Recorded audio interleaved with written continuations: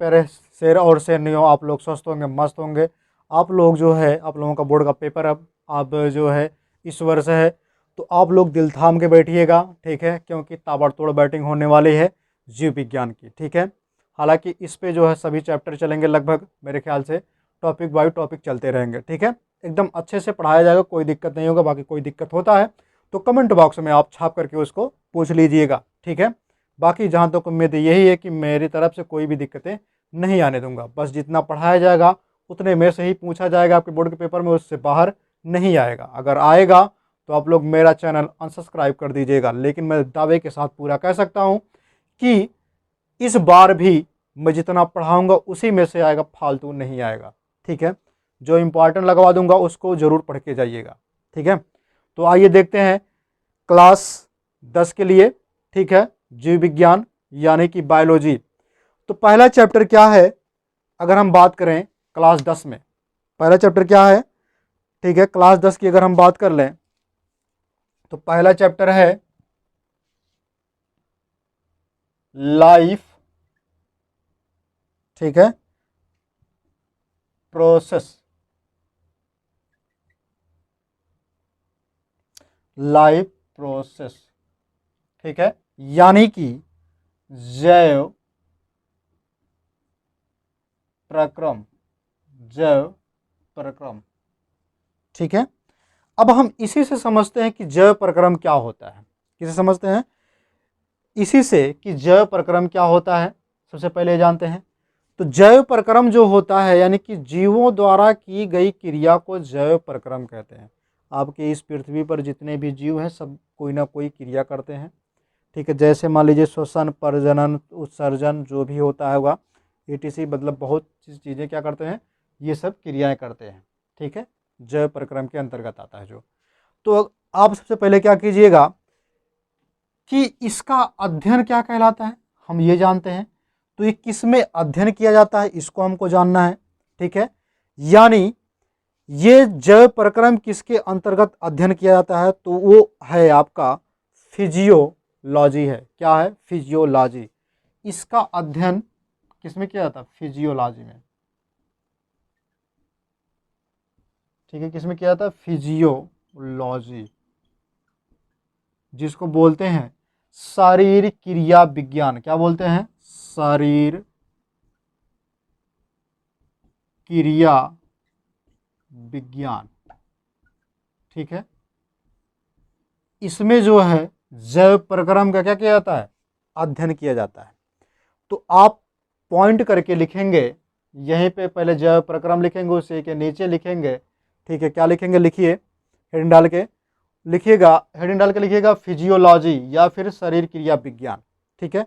लिखिए जीव विज्ञान की वह शाखा जिसके अंतर्गत हम जैव प्रक्रियाओं का अध्ययन करते हैं, जिसके अंतर्गत हम जैव प्रक्रियाओं का अध्ययन करते हैं, उसे हम शरीर क्रिया विज्ञान या फिर फिजियोलॉजी कहते हैं, ठीक है। अब इसमें क्या होता है विज्ञान में, ठीक है, इस विज्ञान में जो है इसके फिजियोलॉजी के, अगर हम बात कर लें इस फिजियोलॉजी के दो पार्ट होते हैं। कितने होते हैं? दो पार्ट होते हैं। एक तो पहली बात पादप वाला होता है, दूसरा है आपका जंतु वाला होता है, प्लांट एनिमल, ठीक है। प्लांट और एनिमल, जिसको क्या बोलते हैं? प्लांट फिजियोलॉजी बोल सकते हैं,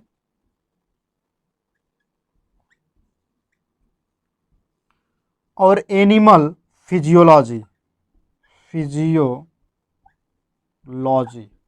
ठीक है। अब प्लांट और फिजियोलॉजी क्या हो गया? पादप शारीर क्रिया विज्ञान, ठीक है। और इसके बाद क्या होगा? जंतु शारीर क्रिया विज्ञान, ये हो गया।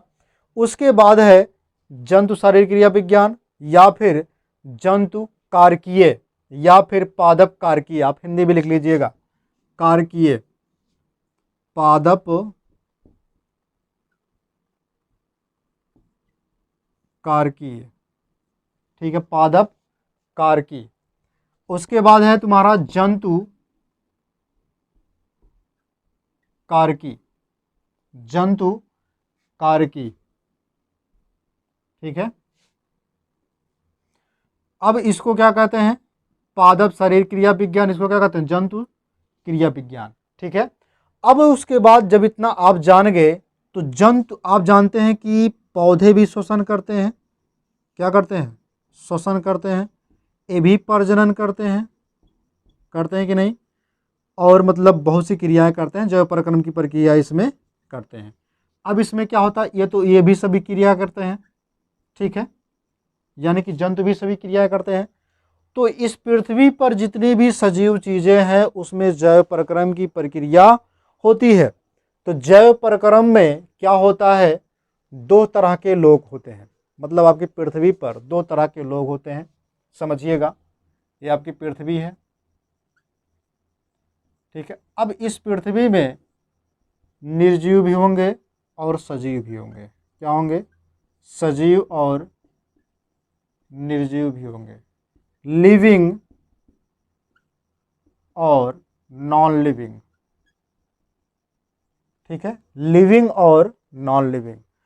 अब सजीवों में क्या होता है कि इसमें आप जानते हैं कि निर्जीवों में कोई भी जैव प्रक्रिया नहीं होती है, सीधा सीधा इसको खारिज कर दीजिए, हटाइए इसको। निर्जीव का मतलब कुछ नहीं, जब इसमें कोई भी प्रक्रिया नहीं होती। सजीव को लेकर चलते हैं। अब सजीव में आप जानते हैं कि इसमें गतिशीलता पाई जाती है। सजीव में क्या होता है, गतिशीलता पाई जाती है, गतिशीलता पाई जाती है। किसमें, सजीवों में गतिशीलता पाई जाती है। अब गतिशीलता का मतलब क्या होता है, समझिए कि ये गतिमान होते हैं। ठीक है, श्वसन की प्रक्रिया करते हैं और उत्सर्जन की प्रक्रिया करते हैं। तो उस समय क्या होता है, गति करते हैं। जब आप सोए रहते हैं तो आपकी सारी जो अंदर की पुर्जे होते हैं वो क्या करते हैं, वो काम अपना करते रहते हैं। तो इसी को कहते हैं गतिशीलता होते हैं। दूसरा है आपका कि ये जो होते हैं संगठन के विभिन्न स्तर इसमें पाए जाते हैं। क्या लिखेंगे, संगठन के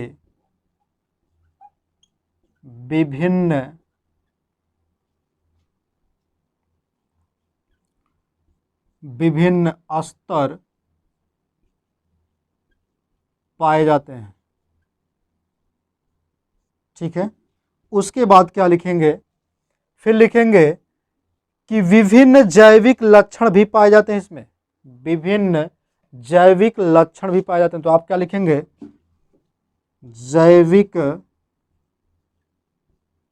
लक्षण भी पाए जाते हैं, लक्षण पाए जाते हैं। इसका मतलब समझ रहे हैं ना, जैविक लक्षण पाए जाते हैं। मतलब ये कि आपके अंदर कुछ खाने का तरीका होता है। कुछ लोग ऐसे होते हैं जो कुकुर नियन खाते हैं, है ना, चपर चपर करते हैं जब खाते हैं। कुछ लोग ऐसे होता है, ऐसा खा लेते हैं कि पता ही नहीं चलता। मतलब अच्छे से कोई खाने का ढंग होता है। तो वही चीज़ कह रहा है, जैव लक्षण होता है कि खाने का ढंग जो हो गया, रहने का ढंग हो गया, कैसे रहा जाता है, लोगों के बीच में बातचीत कैसे की जाती है। तो वही चीज़ में कह रहा है। फिर उसके बाद है पौधे शरीर की मरम्मत।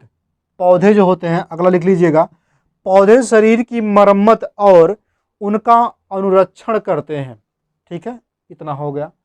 अब उसके बाद हम आगे देखते हैं कि जैव परक्रम किसे कहते हैं, ये हमको देखना। तो आप हेडिंग डालिए जैव परक्रम। अब जैव परक्रम क्या होता है, इसको आप नोट करिए।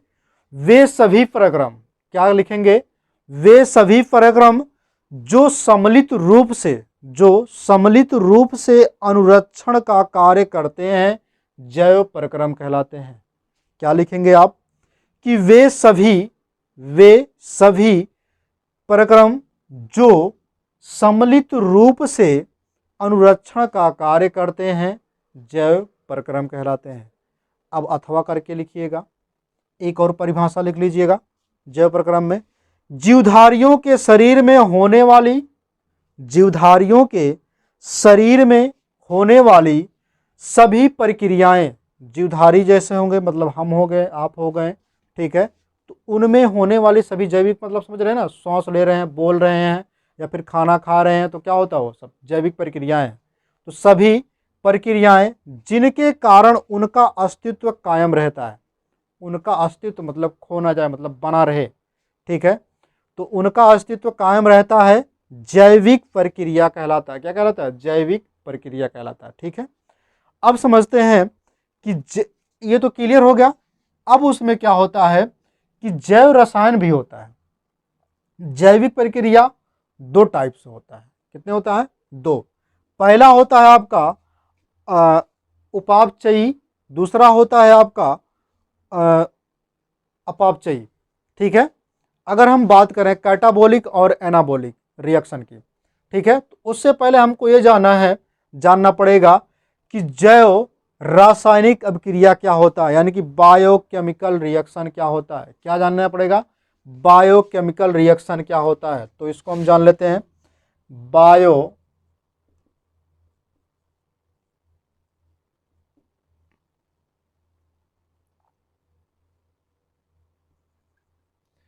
केमिकल रिएक्शन,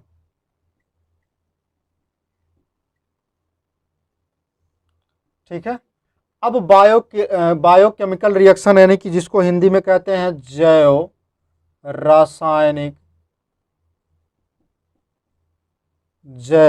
रासायनिक अभिक्रिया बोलते हैं। क्या बोलते हैं?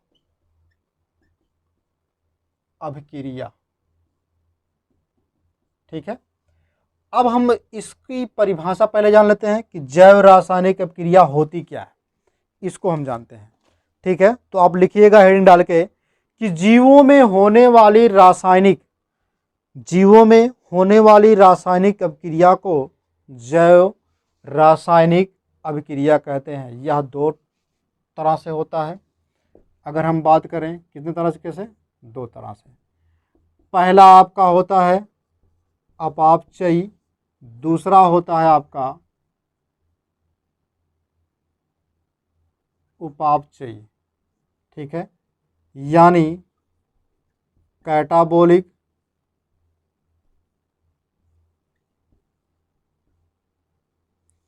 एनाबोलिक। ठीक है, कैटाबोलिक और एनाबोलिक। अगर हम बात कर लें कैटाबोलिक रिएक्शन और एनाबोलिक रिएक्शन की, ठीक है, तो कैटाबोलिक रिएक्शन क्या होता है? कैटाबोलिक रिएक्शन में क्या होता है समझिएगा कि इसमें जो है जटिल कार्बनिक अणु क्या होते हैं। कैटाबोलिक में जटिल कार्बनिक अणु लिखेंगे आप, जटिल कार्बनिक अणु जो है बदलते हैं या फिर टूटते हैं किसमें? सरल कार्बनिक अणु में, सरल कार्बनिक अणु में। ठीक है, यानी उपापचयी जो होता है ये जटिल कार्बनिक अणु से जो है टूटता है किसमें? सरल कार्बनिक अणु में। इसके कहने का मतलब ये है कि जब आप चावल खाते हैं या फिर रोटी खाते हैं तो खाने के बाद क्या होता है, वो क्या होता है, जटिल होता है कि नहीं, वो जुड़ा रहता है, मतलब उसके जो है कण क्या होते हैं, मजबूत होते हैं। जब आप उसको दांत के पास लेके जाते हैं, जीभ डुलाता है, दांत क्या करता है, माड़ धाड़ की प्रक्रिया करता है। ठीक है, यानी कि एक्शन की प्रक्रिया करता है, तो क्या करता है, उसको इतना पीस के इतना महीन कर देता है। तो जब एकदम महीन कर देगा, यानी कि जटिल पहले था, उसके बाद जब उसको तोड़ फोड़ के एकदम क्या कर दिया, एकदम महीन कर दिया, तो क्या हो गया, वो सरल हो गया। उसके बाद अंदर गया, अंदर के बाद एकदम क्या हो गया, जूस बन जाता है, तो एकदम अच्छे तरीके से सरल हो गया। फिर उसके बाद इसमें क्या होता है, सेम इसी का उल्टा होता है उपापचयी में। उपापचयी में क्या होता है कि ये सरल से जटिल में जाते हैं, उसी का उल्टा सरल से जटिल में। जैसे आप मान लीजिए कोई जूस पीते हैं, किसी का जूस मतलब अनार का हो गया, आम का हो गया, जब उसका जूस पियेंगे, जूस पीने के बाद क्या होता है कि आप जो है उपापचयी की प्रक्रिया करते हैं। ठीक है, उस समय यानी कि सरल से आप जटिल में जाते हैं। ठीक है, तो इतना क्लियर हो गया। बाकी और रही बात, ठीक है, जैसे मान लीजिए एग्जाम्पल अगर हम बात करें उपापचयी की, तो पाचन हो गया, श्वसन हो गया। अगर हम बात कर लें